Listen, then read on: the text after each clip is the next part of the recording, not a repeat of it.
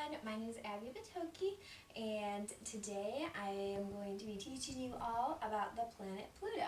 Now I know some of you know what Pluto is, obviously, because we've been learning about it. It's a dwarf planet. It's actually the largest dwarf planet. Used to be a real planet, and then they changed it, and I'll tell you a little why about that. So first I'm going to start with some introduction, a little history on Pluto. So in 1930, an astronomer named Clyde Tombaugh did a little systematic research, and that led him to discover the ninth planet, Pluto. Now this planet, he realized, was much smaller than the rest of the planets. It was actually about the size of Neptune's moon, and its name is Triton. But it orbited the sun, so it was then classified as a planet. So things stayed the same after that for about 65 years, but astronomers did notice a few things that didn't really add up or seem right about the new planet Pluto. So the first one is that its orbit was more elongated than the rest of the regular planets. Second is that it crossed the orbit of Neptune. And third and finally, it seemed alone in its own little region of space outside of the other planets. So in 1995, astronomers had new and better instruments then and started looking around for closer planets to Pluto and its relatives. So they discovered several worlds or planets as big as Pluto, and in 2003 they actually found a planet bigger than Pluto and named it Eris. They found thousands of objects further than Neptune that also orbited the sun, a lot like Pluto. So they named that region where the bodies orbit the Kuiper belt. It's actually spelled Kuiper, but pronounced Chipper. And then in 2006, they then distinguished those planets outside of the Kuiper's belt from the larger ones and named those ones, like Pluto, dwarf planets. So a little bit about Pluto is that it's the largest dwarf planet, and in 1905, Percival Lau caught hints first of Pluto's existence.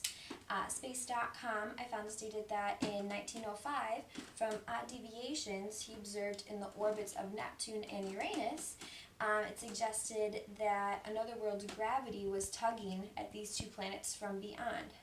Lau predicted the mysterious planet's location in 1915, but he actually died before he found that if it was a planet or the planet itself.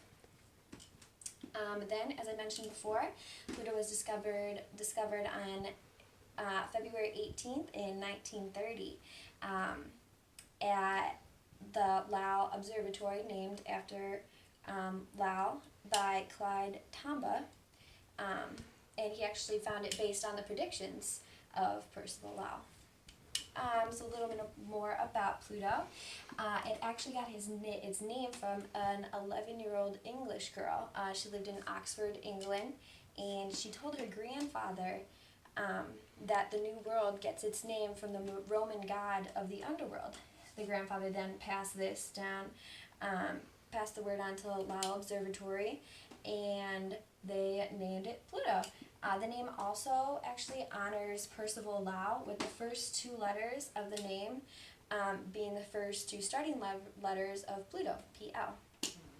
And one more thing is that the Pluto's moon is named Charon. So 9 years ago, NASA came up with this new idea of sending a satellite into space to actually get a closer look at Pluto, and they named this project New Horizons. NASA.gov, or the NASA website, said that the satellite would be able to use miniature cameras, radio science experiments, ultraviolet and infrared spectrometers, and space plasma experiments to study Pluto and Charon. It could also map their surface compositions and temperatures and examine Pluto's atmosphere in detail, great detail actually. So this has allowed us to learn so many new things about Pluto and its moon Charon. The satellite did actually not, it actually reached Pluto actually like about a month ago on July 14th, 2015 at 7:49 in the morning. So it took it 9 years to get to Pluto. There we found a ton of awesome things. First were mountain ranges that ranged from like 11,000 feet high. These mountains, scientists say, are actually a lot like the ones we have on Earth, like the Rocky Mountains, for example.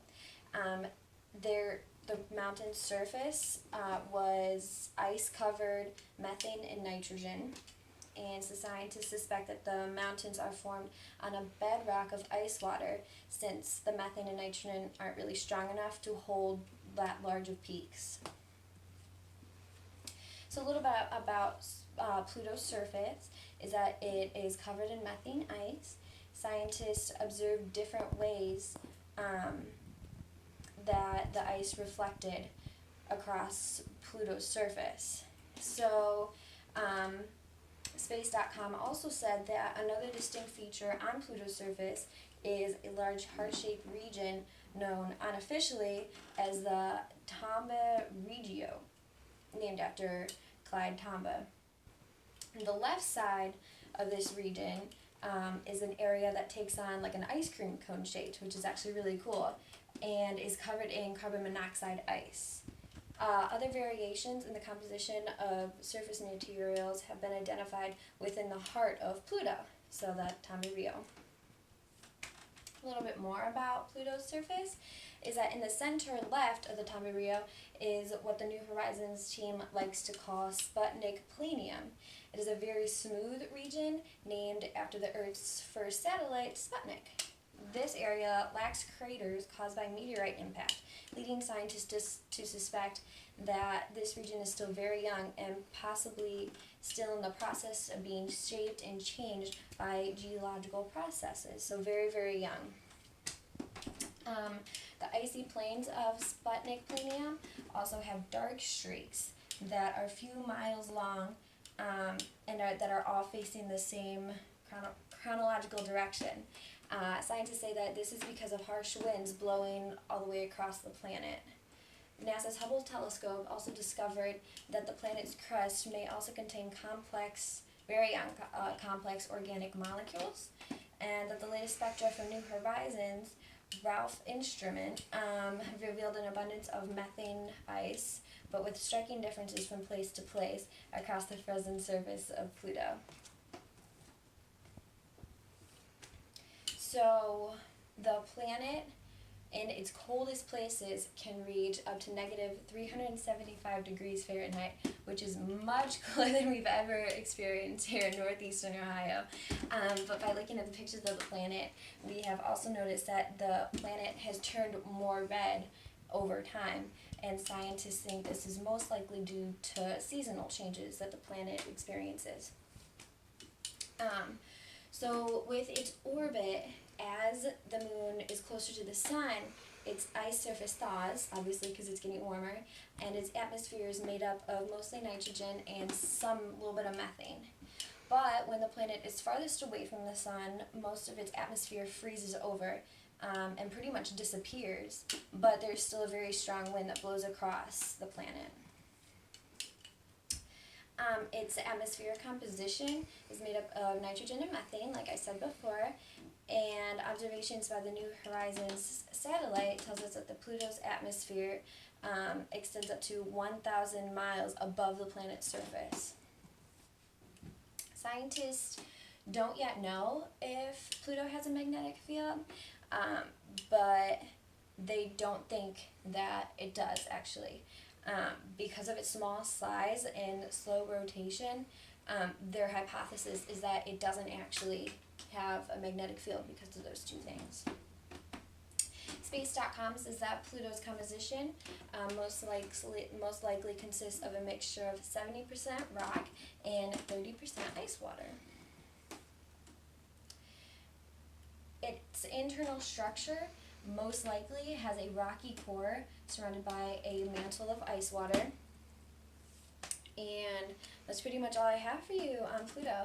If you have any questions, please please feel free to reply, and hopefully I'll be able to answer some of your questions. Thank you all for listening. I have really enjoyed this class because it has really allowed me to learn new things that I didn't even know were out there, and that I love doing that. I've always been so interested in Pluto. I remember in 3rd grade when someone told me that Pluto wasn't actually a planet. I was so devastated to hear now that we've come up with like so many new ideas and discovered so many things on the planet is awesome, and I can't wait to hear and learn more about it. Since we have this new information about Pluto, there is still so much to learn about its structure, environment, seasons, and composition under the surface. Thank you so much for listening today, and good luck with your own projects. Thanks. Bye.